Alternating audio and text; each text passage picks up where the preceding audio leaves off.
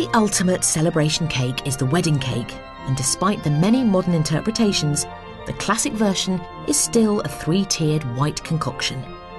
But where does this archetypal image come from? I have a family heirloom, and it's in this box. It's a piece of cake history.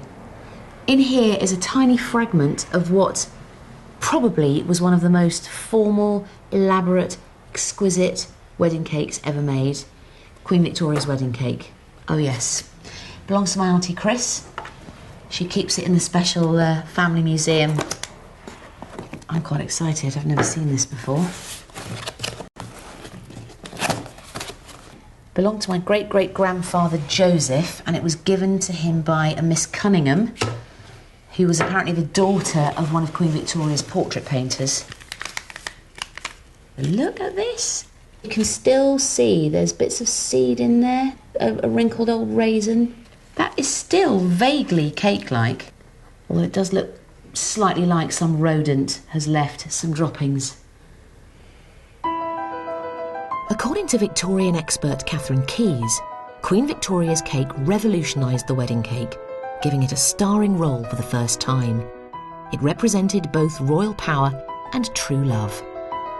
If you think about it, she's the first reigning queen to get married for 200 years. It's a great opportunity to put on a kind of show that will really cement the monarchy. So you're going to have all the bits and pieces we're used to. You can have crowns and orbs and sceptres, but we want something to acknowledge that this is a kind of romantic occasion. I mean, it's a love match.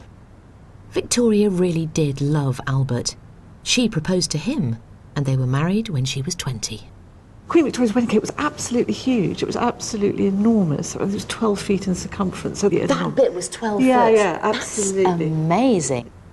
I mean, it's on the one tier, clearly, but it's still very elaborate, isn't it? It is. It's incredibly detailed work. It's magnificent. Very detailed figures of Albert and Victoria up here. I mean, if you look at the kind of symbolism, the bride and the groom holding hands, looking very romantic. Very un-Victorian. Holding hands. I know. Pressing flesh. But just in case they were going to get too saucy, Britannia's looking over the top, just reminding them of where their duty really lies. So it's empire and love. Yeah, and the cake kind of brings the two realms together really, really nicely. So, Catherine, this is pretty close to what we now think of as a traditional wedding cake. It's almost like the top tier.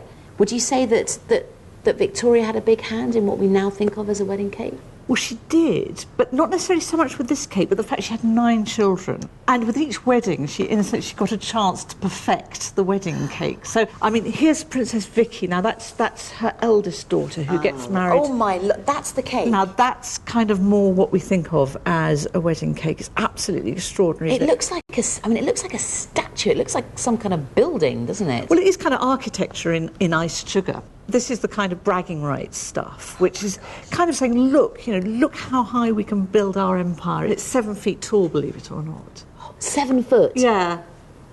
Wowzers, you'd need a ladder to get up there to cut it, absolutely. Wouldn't you? So Queen Victoria really is the person responsible for our classic white three-tiered wedding cake. Yes, absolutely.